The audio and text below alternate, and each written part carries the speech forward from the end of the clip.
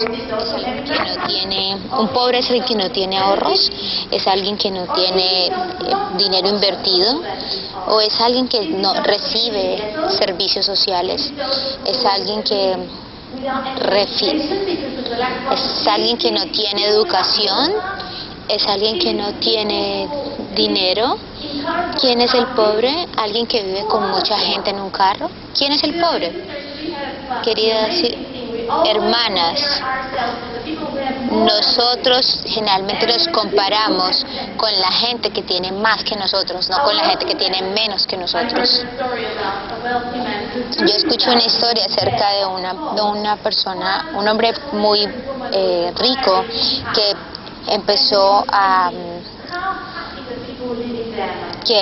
quitarla, a irse en un bote, a dejar su bote, y empezó a pensarse, y una mujer, viéndolo admirada en su casa hermosa, pensó: qué maravillosa es la gente que vive aquí. De pronto los pobres son completamente diferentes a lo que nosotros pensamos. Pero ¿quién eran los pobres en el tiempo bíblico? La Biblia es muy seria cuando habla acerca de la pobreza y tiene mucho para decir acerca de los pobres, acerca de los ricos, acerca de nuestra actitud, acerca de nuestra actitud hacia la pobreza, acerca de la justicia. Cuando la Biblia habla acerca de la pobreza, la Biblia no habla acerca de favoritismo. La Biblia no favorece a los pobres sobre los ricos o a los ricos sobre los pobres.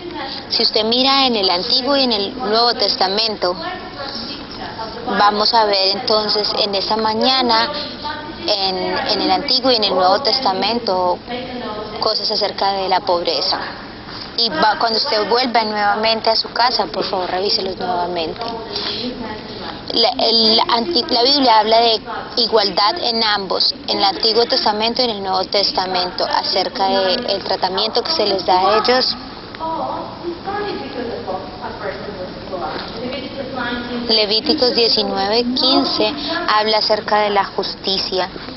Dice: no injusticia en el juicio, no seas imparcial a los pobres, pero sé justo para con tu vecino. Entonces, la Biblia habla acerca de pobreza, en tratamiento, en justicia y en dar. Pablo habla en el Evangelio de Cristo, habla acerca de la salvación, que es todos nosotros hemos escuchado. No hombre, no mujer, no griego, no hebreo, que todos habla acerca de igualdad también. Aquí también habla entonces de igualdad en respeto y en salvación. Y Santiago 2 del 1 al 9 nos habla también acerca de igualdad. Entonces no discriminemos, porque el discriminar es pecado en los ojos de Dios. Santiago 2 del 1 al 9 nos dice: mis hermanos, como creyentes de Cristo, no muestren favoritismo. ¿Por qué es que nosotros favorecemos a los ricos sobre los pobres? ¿Por qué es que nosotros estamos rodeados de pobreza si es que nosotros tenemos una vida nueva? Porque nosotros pensamos diferentes cosas acerca de la pobreza. Porque a veces no podemos, porque a veces vemos a las personas pobres como peligrosas. De pronto es porque el origen de la pobreza nunca fue idea de Dios. Dios no creó las riquezas con la idea de crear la pobreza. Entonces es necesario entender que la pobreza no es la idea de Dios. En otras palabras, la causa de la pobreza de pronto está en nosotros. De pronto nos ha llevado a ignorar el pobre. Y es algunas veces la gente cristiana que ignora al pobre, porque nosotros pensamos de pronto que son perezosos, que de pronto son indiferentes a su propia situación, y entonces nos sentimos tristes cuando vemos los pobres, nos sentimos dolor cuando vemos los pobres. Algunos de nosotros nos vamos porque nosotros no queremos sentir ese dolor que ellos tienen. El origen de la pobreza. ¿Dónde empieza la pobreza? No empieza en la creación, porque Dios no lo creó. La pobreza empieza en la caída. Y Génesis 3 habla acerca de eso. Génesis 3, 16 al 17. Génesis 3 dice: yo voy a aumentar, le dice a Eva, yo voy a aumentar tus dolores de parte y tu deseo estará con el de tu esposo. Y le dice a Adán, la tierra es maldita por tu culpa y tú tienes que trabajar cada día por eso. Entonces, después de la caída viene el juicio y todo eso resulta en opresión y en división. Y nosotros vamos a decir más acerca de eso. Entonces está en Génesis 3, 16 al 17, 19. Pero volvamos entonces a la pobreza. La Biblia habla acerca de diferentes clases de pobreza, las diferentes causas de pobreza.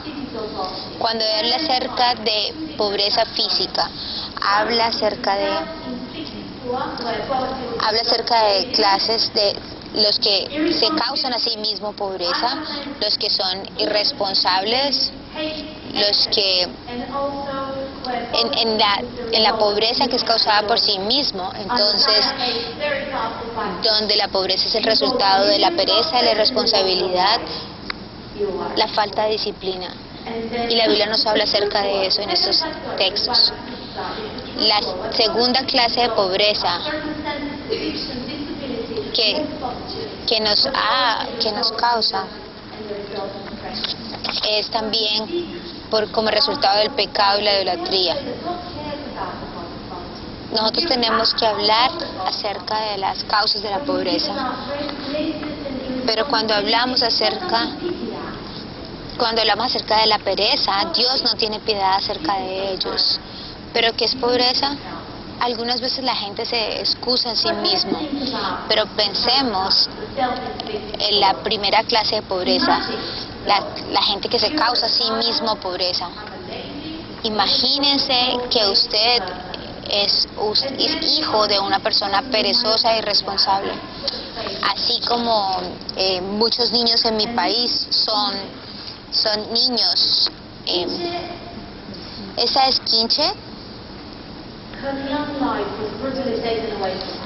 Su vida de joven fue brutalmente tomada de ella en algunas condiciones. Solo a los 16 años y no vivió más. Fue traída a un orfanato en circunstancias de vivir, en circunstancias de sus padres que vivían. Nunca fue puesta en adopción y fue víctima de tráfico humano, de tortura y abuso.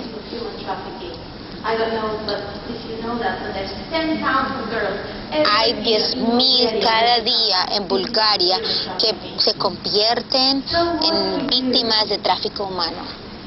Pero entonces, ¿qué hacemos? Yo nunca olvidaré las últimas palabras que ella me dijo.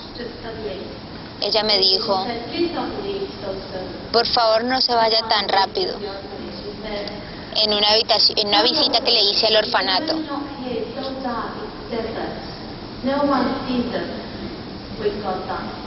Porque nadie nos mira, esa niña decía, nadie nos mira con los ojos de Dios. Y Quincha era una de las pobres, ella era una verdadera pobre.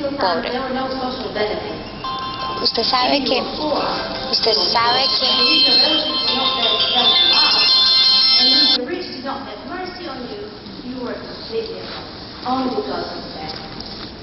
en el tiempo bíblico no había ningún tipo de derechos de ayudas sociales.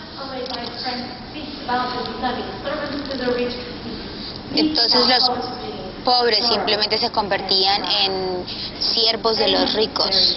Amós es muy gráfico en su descripción de la pobreza y de la opresión de los pobres. De Eli, ellos son pobres. Los pobres han sido vendidos, cruelmente oprimidos, forzados y negados en justicia por ellos que están en una posición de poder. Eso es lo que dice Amós. Y también la Biblia es clara en hablar a los líderes religiosos, políticos, diciendo, hagan justicia. Gente ordinaria no estaba excluida de la responsabilidad en la sociedad, en medio de los israelitas. Ellos necesitaban hacer algo y Dios vio eso. El mensaje de hacer justicia en ambos, en el Antiguo y en el Nuevo Testamento, está allí. Deuteronomio 15, 7 al 8 dice, si hay hombres en medio de ustedes, ustedes deben ayudarlos suficientemente. Pobreza no fue una razón para excluir a las personas en la Biblia. La adoración, y todos estaban invitados a esa adoración. ¿Quién sabe qué es el año sabático? Cada 7 años ellos tenían que ser simplemente dejarlos en libertad. Y también qué pasa con el año del jubileo. Cada 50 años ellos tenían que dejar libres a los esclavos y a todos. Pero el año del jubileo nunca vino.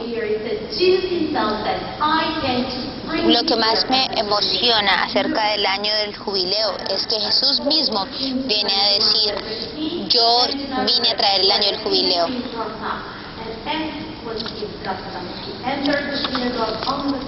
Jesús entró a la sinagoga durante los días sabáticos.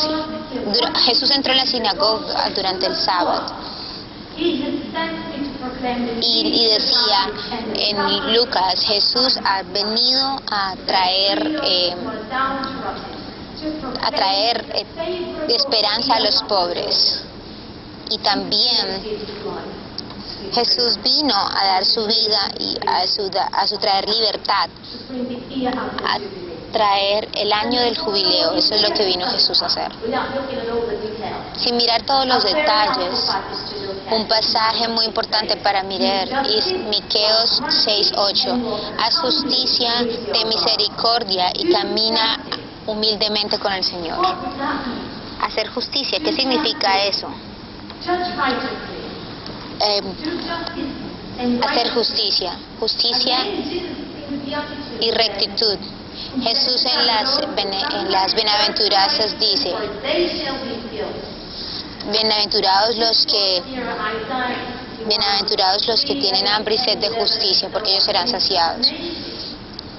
Jesús trae o habla acerca de Isaías 61, 3, 8 y 10. Miremos qué tienen que decir el hebreo y el griego aquí. En el Nuevo Testamento, la palabra para justicia que Jesús usa es dikainosi. Y dikainosi está relacionada con justicia. Las dos palabras para justicia y rectitud es dikanosi, y mishpat era la palabra para justicia, y aizeka era la palabra para justicia. Pero ¿cuál es el significado de estas palabras en la ley y los profetas? Implica libertar, traer justicia, una justicia que rescata y libera al oprimido. Es una justicia que viene en la comunidad, y esto es lo que justicia y rectitud hablan en el Antiguo Testamento. Justicia y rectitud están bien conectadas. Algunas veces nosotros en nuestro pensamiento en nuestro pensamiento occidental o en la parte europea, nosotros dividimos estas dos cosas en una vida pública y en una vida privada. Cuando nosotros hablamos de justicia, yo quiero mi justicia. Cuando hablamos de justicia decimos, yo quiero mis derechos, yo quiero mi justicia. Y cuando hablamos acerca de la esfera pública, nosotros pensamos que la ley nos debe dar nuestros propios derechos. Es como si dependiera de nosotros. Es algo que nosotros hacemos. Yo no sé si estoy siendo clara en este momento, pero lo que el hebreo y el griego dicen es que justicia y rectitud no están divididas en ningún tiempo. Déjenme darles una definición que Paul Marshall da diciendo: justicia es relaciones correctas en todas las cosas creadas, en el orden de todas las cosas creadas. En nuestro concepto que pensamos de justicia, nosotros los dividimos a acciones, pero esta definición habla acerca de relaciones, y nosotros estamos en una relación con Dios, y en esta relación es donde los pobres, en esta relación con Dios es donde los pobres son liberados. Ahora nosotros pensamos en justicia como algo legal, y Paul Marshall está diciendo es en medio de todas las cosas. La relación es entre nosotros y Dios, y la cualidad y la calidad de esta relación. Justicia y rectitud no son definiciones filosóficas. Ellas vienen de una relación. Dios nos puso en una relación con Él. Yo sé un proverbio de China que dice: si hay rectitud en el corazón, habrá belleza en el carácter. Si hay belleza en el carácter, habrá armonía en la casa.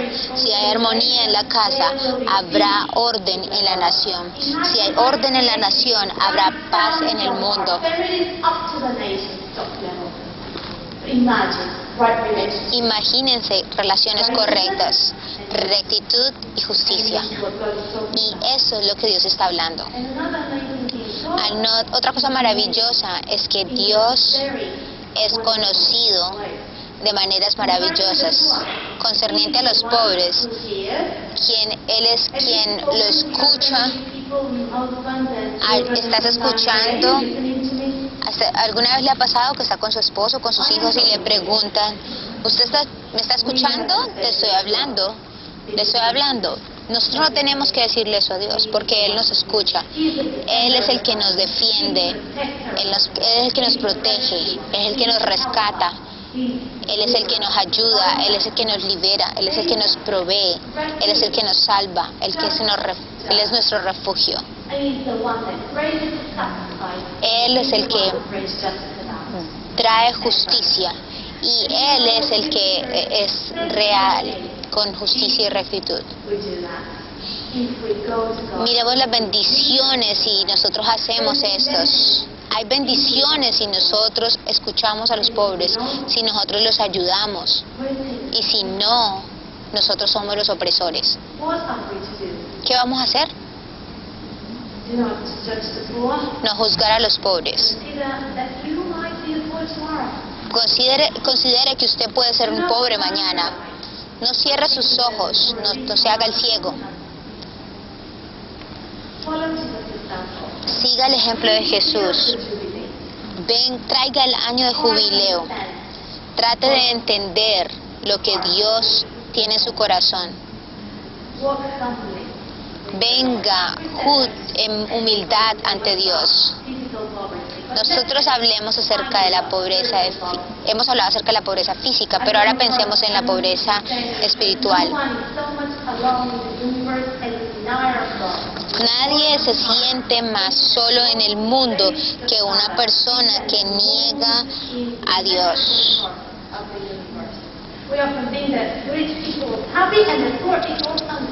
Algunas veces nosotros pensamos que los pobres significan infelices y los ricos son felices, pero no todo el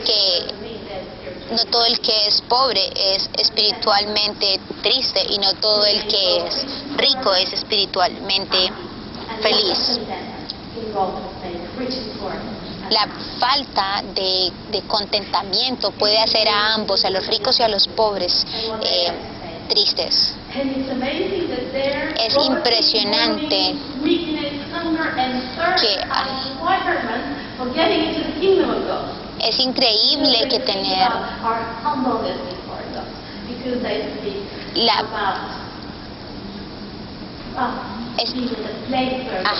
Dios habla acerca de hacernos nosotros humildes y entre más nos volvamos espiritualmente pobres, nosotros podemos estar en el reino de Dios. El que es pobre en espíritu, el que tiene hambre y sed de justicia, va a tener el reino de Dios, va a heredar la tierra, va a ser satisfecho.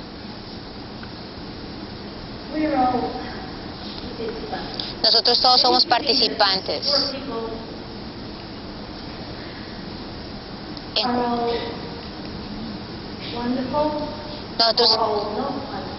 Nosotros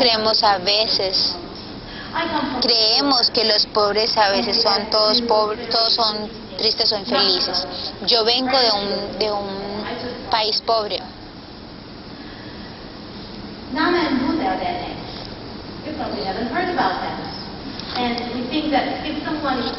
Nosotros creemos, algunas veces nosotros creemos que si alguien es pobre, entonces tiene que confiar en Dios.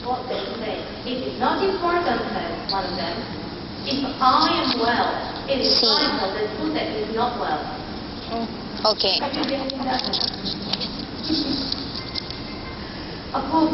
Una persona pobre, si ellos están si una persona es pobre y está lejos de Dios, puede tener un corazón muy triste. Ambos, ricos y pobres, necesitan venir ante Dios. Ambos, pobres y ricos físicamente, necesitan ser pobres espiritualmente. Entonces, para que Dios pueda dar sus bendiciones sobre ellos. Dios es en control. Siempre van a haber pobres y ricos. Siempre van a haber pobres, pero Él es el que hace la riqueza en el mundo. Hay esperanza. Sean misericordiosos como nuestro Padre es misericordioso.